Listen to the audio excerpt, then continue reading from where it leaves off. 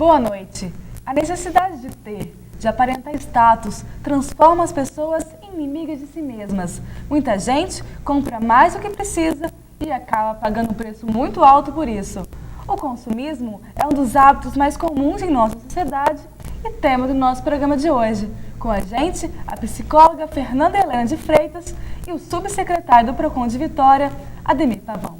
Muito obrigada, Ademir Pavão, pela sua presença. Muito obrigada, Fernanda. Obrigada a vocês pelo convite. Fernanda, o consumismo pode ser considerado como doença? Olha, Marina, na verdade, a gente tem que analisar isso por duas vertentes. Existe o consumismo e existe a compulsão de comprar, são coisas diferentes, né? O consumismo é quando a pessoa tem o hábito de comprar, muitas vezes esse hábito é exacerbado, mas a pessoa mantém o controle acerca desse hábito. Então, o hábito não se torna para ela um ditador. Já a compulsão em comprar, aí sim a gente pode dizer que é doença, porque a pessoa já não tem mais controle sobre o hábito. Muito pelo contrário, o hábito manda na pessoa. E aí a compulsão de comprar é só um dos tipos de compulsão que existem. Ademir, ao mesmo tempo que aumenta o número de consumo, aumenta também o número de pobreza. Como que a gente pode explicar essa situação? Esse é um fato muito importante na nossa história brasileira, mesmo porque nos últimos anos nós vemos que a renda do brasileiro vem diminuindo e isso vem prejudicando enormemente as compras. Agora, o mais importante para uma boa compra seria um bom planejamento, né? Uma pesquisa de preços. Acho que você não deve comprar, como a doutora falou, psicóloga, compulsivamente, mas fazer uma compra de realmente do que você precisa em casa. Fazer um planejamento domiciliar para não comprometer o seu orçamento doméstico. Fernanda, esse ato de comprar, você sempre está precisando de alguma coisa, às vezes nem precisando, vamos comprar toda hora, isso pode ser considerado como uma fuga para alguns problemas, a pessoa como se fosse uma camuflagem, ela tem um problema, então vamos lá comprar alguma coisa. Pode ser considerado assim? Na verdade, muitas vezes a pessoa exercita a compra pela compensação, né? Na verdade, ela, por exemplo, foi mal sucedida no trabalho naquele dia, ou ela não foi aceita por uma pessoa, um namorado, por exemplo, brigou com o namorado. E aí, então, essa mulher ou esse homem vai até uma loja comprar alguma coisa que necessariamente ela não precisa, que ela não tem necessidade desse produto, e adquire aquilo como uma forma de compensar. São aquilo que a gente chama de pequenos presentes para conseguir vivendo bem, sabe? Quando a pessoa não tem o que queria ter e aí ela compensa isso por uma compra que não seria necessária. A psicologia, ela tem alguma explicação exata para esse tipo de problema, o consumismo? Na verdade, a gente tem que analisar o consumismo por uma ótica psicossocial. A gente não pode dizer que é um problema individual, porque, na verdade, o que acontece? Nós vivemos uma sociedade capitalista que incentiva o consumo, né? Então, a toda hora, a mídia está bombardeando as pessoas com coisas do tipo compre, tenha, e isso faz as pessoas confundir o ter com o ser. A gente vive numa sociedade em que ter vale muito mais do que ser, né? Então, isso aliado ao tipo de criação que as pessoas têm, ao tipo de vivência que elas têm individualmente e, é claro, a todos esses fatores sociais, como o desemprego, como a própria mídia que está exercitando isso o tempo inteiro, faz com que as pessoas tenham esse tipo de atitude. A publicidade, ela pode ser considerada como a principal fonte desse consumismo? Ela pode ser considerada? A gente não pode dizer que ela é a principal fonte, mas com certeza ela é uma das principais incentivadoras, né? Porque, na verdade, a fonte não é uma só, mas a mídia incentiva, e a gente costuma dizer o seguinte, que a propaganda, ela diz a você, ela começa a te ditar aquilo que você precisa. Então, se você é uma mãe, você tem que cuidar do seu filho desse jeito. E qual é esse jeito? Dando este brinquedo ou dando aquela papinha, né? Então, passa-se a ter regras de convivência pelos produtos e não pela convivência e pelas atitudes entre as pessoas. Mas, sem dúvida, é uma incentivadora, mas a gente não pode dizer que seria a fonte principal. Ademir, é inegável que a gente está vivendo um momento de crise, porque mesmo assim os brasileiros não sabem economizar dinheiro, eles não têm essa cultura de ter um dinheiro poupado para caso precisar mais adiante no futuro.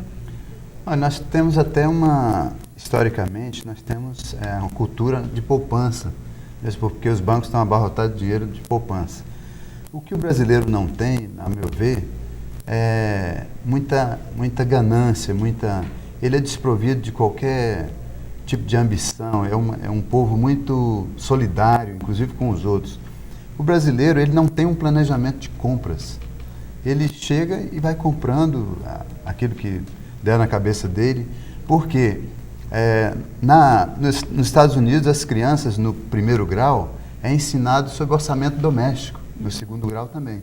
Aqui no Brasil nós temos curso de noivo, nós temos curso de bailarino, temos curso de tudo, mas não temos um curso de orçamento doméstico. O que é orçamento doméstico? É você gastar aquilo que realmente você recebe e gastar só o indispensável.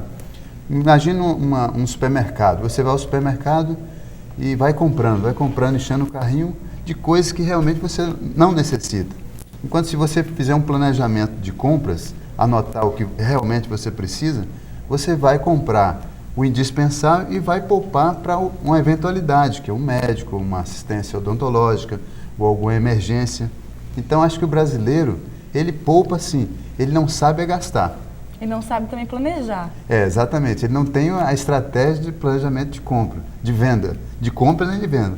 Se ele tiver algum dia, se preparar, juntar a família e ver realmente os itens indispensáveis para ele vai sobrar dinheiro no final do mês. A gente tem até um dado interessante aqui. Uma pesquisa realizada pela Confederação Nacional das Indústrias falou que o 13º salário, 52% dele é para pagar dívidas.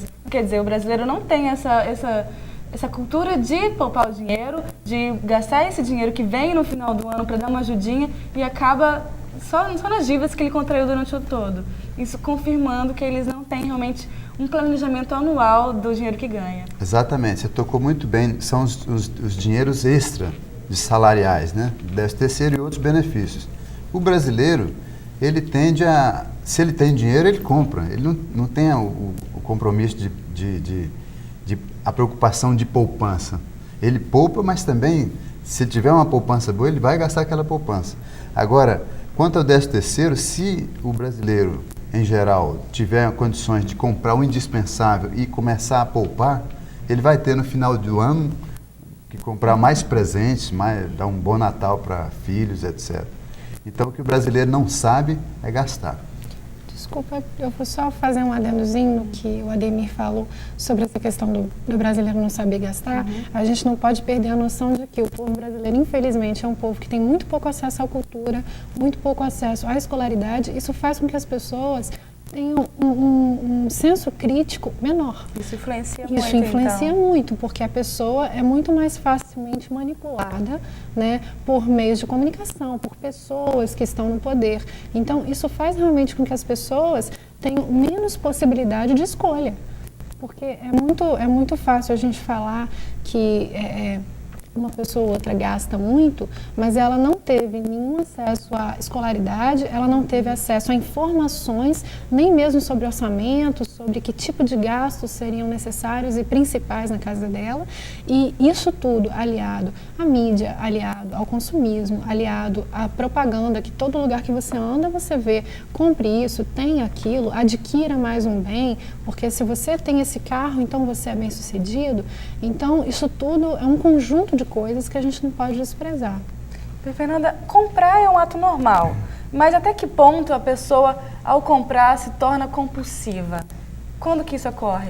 Pois é, primeira coisa, comprar não é um ato normal, na verdade. Não, comprar é um ato da sociedade capitalista, né? Se a gente for falar, é muito complicado a gente falar o que é normal, na verdade, porque as sociedades, elas foram, se a gente pode dizer assim, evoluindo em termos de crescimento de pessoas e crescimento das cidades, e criou-se, então, a necessidade de ter dinheiro para se trocar as mercadorias. E aí realmente começou a questão da compra, né? Na verdade, tem pouco tempo que isso acontece, não tem tantos séculos assim.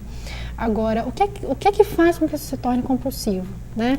Uma pessoa em que a compra para ela tem um significado maior do que adquirir um bem. Na verdade, aquela compra tem um significado de satisfazer uma carência afetiva, na verdade, aquela compra tem um significado de atingir um sucesso ou garantir uma autoestima que ela não tem.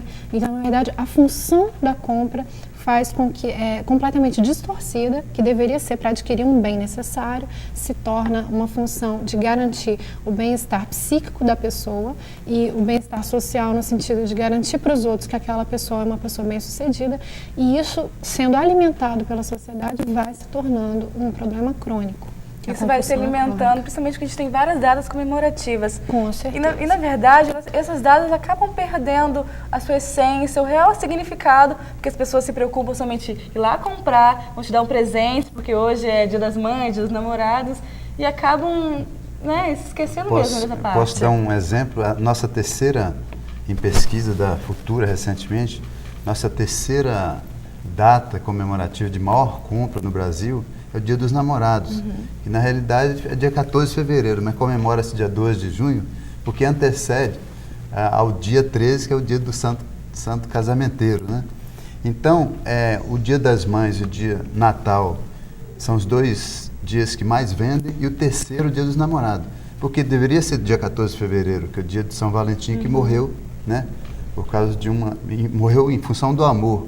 Mas, na realidade, põe 12 de junho justamente para incrementar as vendas, perdendo o sentido, realmente, da festa, né? É do ser, mas do ter, né? É simplesmente um dia comercial. Um dia comercial. Perde todo o encanto e a beleza que encerra a data, dia 14 de fevereiro. E, principalmente, o mais interessante é que se alia, esse é um dos mecanismos utilizados, se alia o sentimento ao consumo. Ou seja, se você ama a sua mãe, você vai dar alguma coisa para ela.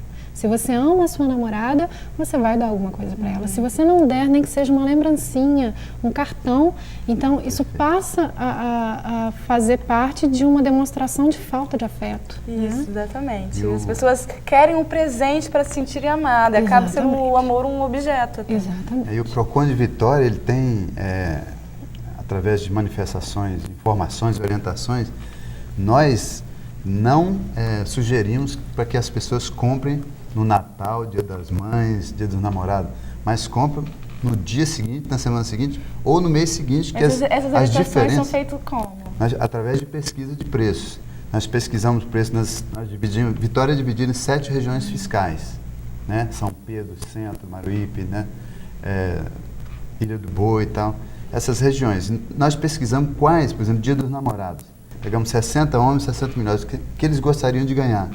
Então, nessas regiões, nós pesquisamos os preços de presentes que eles gostariam, tanto da mulher quanto do homem. Então, alguém que mora aqui em São Pedro não precisa ir ao centro para comprar alguma coisa, que já tem aqui a pesquisa de preço. Mas essa pesquisa de preço, ela é muito grande de um produto para o outro. Mas se você deixar para comprar na semana seguinte, ela cai 50% o preço. Por exemplo, você vai comprar uma geladeira para sua mãe no Natal, né? Se você comprar em janeiro, essa geladeira está menos 30%, 40%, 50% mais barata. Então, nós sugerimos que não comprem no dia, justamente, que perdeu o sentido da data, que é mais comercial. As pessoas geralmente atendem esses pedidos do PROCON? Não atende porque a maioria das compras são compulsivas, né? Elas têm que dar... Porque o dia já passou, o presente fica meio significativo. Exatamente. Então, dá um cartão, dá alguma coisa significativa para não perder a data, mas um presente como uma geladeira, um televisor, que é muito caro, então você economiza até 50%. Então, é isso que a gente sugere através de pesquisa de preço. E nós temos atingido, do ano passado para cá, 20% das pessoas já estão dando presentes depois da data festiva. A gente só vai dar uma pausa para o intervalo, daqui a pouco a gente volta, é só um minuto.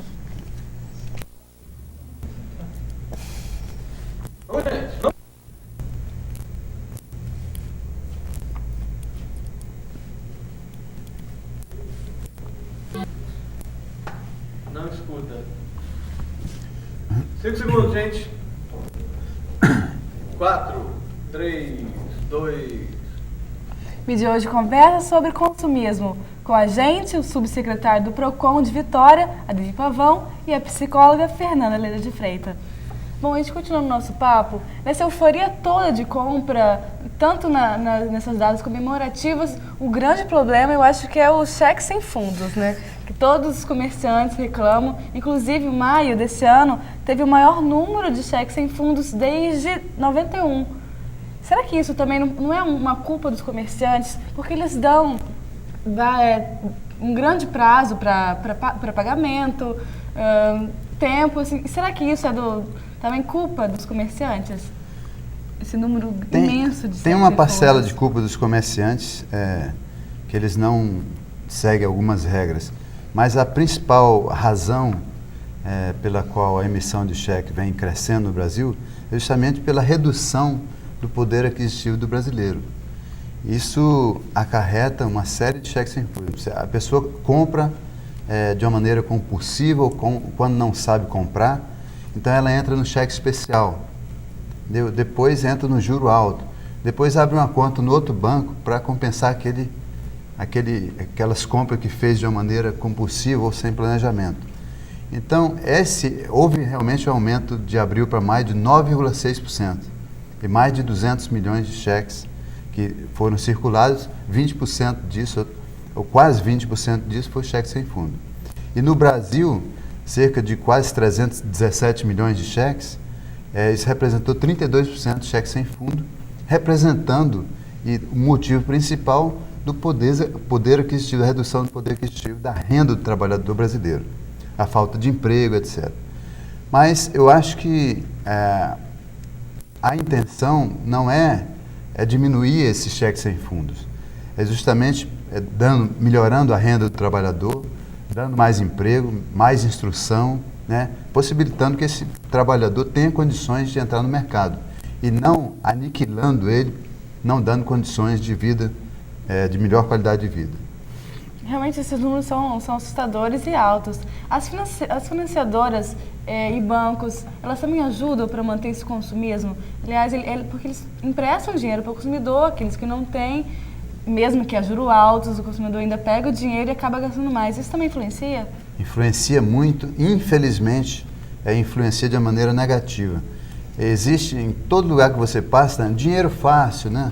Crédito fácil, né? Sem burocracia. Né? Aqui você tem que tomar muito cuidado, porque às vezes o dinheiro fácil vai se tornar um problema muito sério na sua vida, porque às vezes você assina um contrato, muita coisa se fala verbal e não se assina. Se assina um contrato, está comprometendo seu orçamento doméstico, até a renda toda de sua família e dos avalistas que vão cercar esse contrato. Então é preciso ter muito cuidado na hora de assinar um contrato com o banco, principalmente que as taxas bancárias anuais são 178%. A maior taxa são as taxas bancárias. E o crédito ao consumidor chega em 102% ao ano. Então isso é um absurdo. Nós não temos uma inflação projetada para 8,7% ao ano e você cobrar 175% ao ano e adquirir um crédito por 102%. Então isso é muito ruim para o trabalhador, aquele que realmente não tem condições, está comprando às vezes o indispensável para não morrer de fome e tem que sujeitar essas taxas e esses contratos que são abusivos e que você assina, muitas letrinhas você nem enxerga direito. Tudo pequenininho, contrato, né? Tudo dinheiro fácil, crédito fácil, sem burocracia, e você acaba assinando um contrato sem ler as cláusulas abusivas, tornando sua vida um pesadelo. Então é muito importante, se você algum dia for contrair um crédito, você pedir um empréstimo, você lê o contrato. Se não tiver condições, nós temos no PROCON vários advogados, faz isso gratuitamente. Eles ajudam o consumidor nessas horas também? Nós ajudamos ao consumidor, orientamos gratuitamente, tanto os contratos que se dizem dinheiro fácil, quanto dos bancos, para justamente não dar condições de insalubridade, de comprometimento da renda familiar do trabalhador. De cair numa cilada como essa. De cair em várias ciladas. As crianças também estão muito no meio desse consumismo todo. Há 10 anos, elas determinavam o consumo com 6, 7 anos. Hoje não, com 3 anos a criança já sabe o que quer e qual a marca que ela quer. Quais são os males para essa nova geração consumista? Na verdade, o que acontece é o seguinte: a responsabilidade social em cima disso é que a gente esquece muito.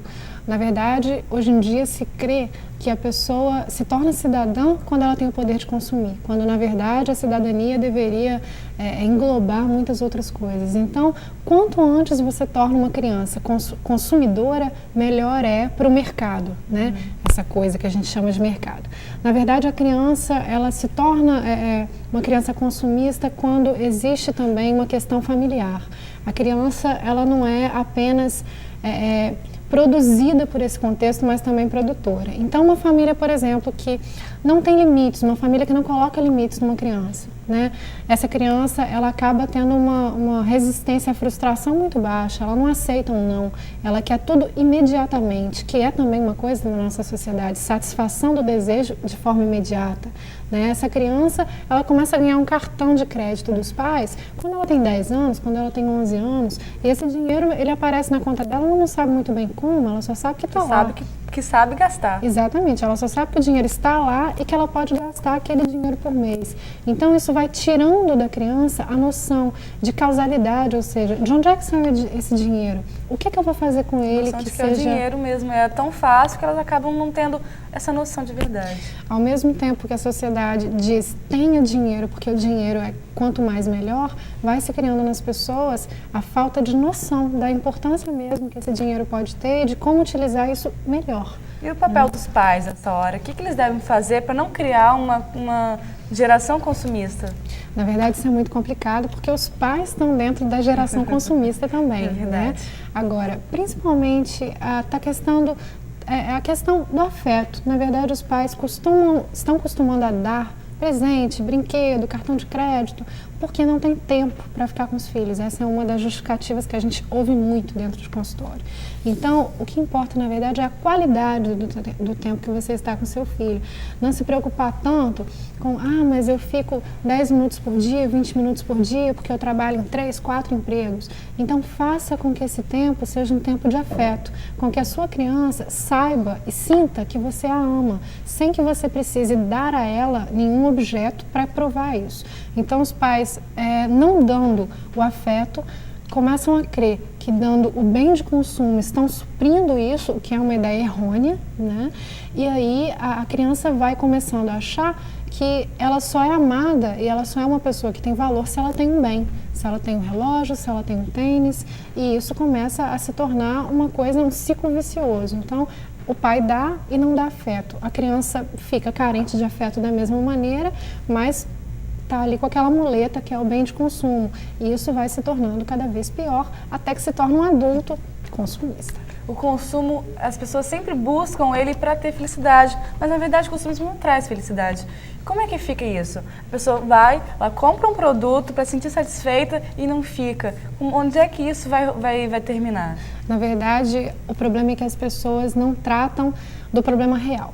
Né? Então, por exemplo, você tem um problema afetivo, você tem uma questão na sua família, você não trata daquilo, você não cuida daquilo, você não vai conversar com as pessoas, você não tenta resolver. Isso vai gerando em você uma angústia, uma ansiedade, que inclusive é uma coisa que as pessoas compulsivas relatam muito, né? Essa angústia, e aí isso acaba se tornando um sintoma, e esse sintoma ele vai desembocar ou numa compra compulsiva, ou num alcoolismo, ou num jogador compulsivo. Então, na verdade, é uma tentativa, muitas vezes, de conseguir uma atenção ou de compensar uma falta de afeto sentido pela pessoa. E é claro, não é só a família, né? A gente tem aí todos os núcleos de relacionamento que existem na sociedade. O consumo, Ademir, gera prejuízo, gera desperdício também. Será que é antiético esse desperdício todo? Como um exemplo nos Estados Unidos, as pessoas elas têm um bem de consumo e que fica, por exemplo, na geladeira uns 2 anos só e daqui a pouco eles deixam aquilo de lado, compram de novo, quer dizer, está desperdiçando. Isso pode ser enquadrado como antiético também? Sei se é antiético, mas eu acho que é mais uma compra mal planejada, né? Porque se você compra algo que não utiliza e depois joga fora, é que realmente aquilo é dispensável. Eles jogam fora e compram um outro melhor e até igual. Nós temos que respeitar, quer dizer, o poder americano, porque 71% da receita líquida do governo americano, da América em geral, vem do comércio. Então, mas isso não quer dizer que eles têm que jogar fora. Eu acho que dever-se-ia fazer um planejamento de compras, né, do que realmente precisa, para, inclusive, fazer uma poupança para o próprio país. Então, se está comprando só o indispensável, o excedente você pode exportar, então pode gerar mais receita para o país, né? Então, eu acho que não é uma coisa antiética. Seria mais de índole da pessoa, de formação. Como é que eu vou comprar alguma coisa que eu não preciso e depois eu vou jogar fora? Então está sobrando dinheiro, que não é o caso dos americanos, que hoje está com 8,5% de desemprego. Eu acho que está faltando uma consciência maior de um planejamento que eles têm no primeiro e segundo graus, orçamento doméstico, orçamento familiar. Eles sabem comprar. Então, se essa pesquisa indica isso, quer dizer que eles talvez uma compra compulsiva para compensar algum desafeto, algum problema que teve. Mas a compra ela deve ser planejada para você ter na sua casa, ainda mais hoje aqui no Brasil, nós comprávamos com a inflação muita coisa, fazíamos um estoque em casa, né? Com medo das coisas acabarem. Hoje não, nós não temos inflação praticamente. Então a gente compra só o indispensável. Vai ao supermercado, compra o indispensável. Ou se tem uma televisão, para que outra? Se tem um carro, para que outro? Se tem uma casa, para que outra? Né? Então nós devemos pensar muito bem antes de comprar e pesquisar os preços, né, para fazer uma boa compra. Simplesmente um consumo para o consumo mesmo, não tem explicação. Na verdade, a grande responsabilidade de todos nós é que essa sociedade é feita por nós. Muitas vezes a gente fala, porque a sociedade é consumista, porque a sociedade, mas a gente está dentro dela. E a gente tem essa tendência a não se inserir. Então, temos todos que pensar, que sociedade é essa que nós estamos construindo, é claro, somos construídos por ela, que prima pelo ter e não pelo ser, que existe uma inversão de valores, em que as pessoas não têm mais a coragem de conversar, as pessoas não têm mais a coragem de entrar em contato com outra, né?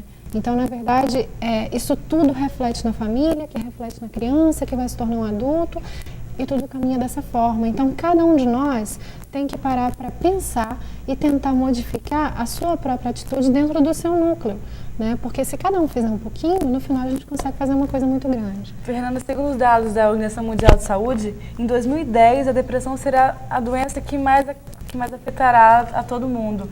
Como é que você encara essa previsão? Na verdade, é uma previsão triste, mas é uma previsão verdadeira. As pessoas, a compulsão é uma das grandes geradoras de depressão, mas existem outras várias causas, todas elas sempre muito relacionadas com o quadro social que a gente tem hoje, né? Essa depressão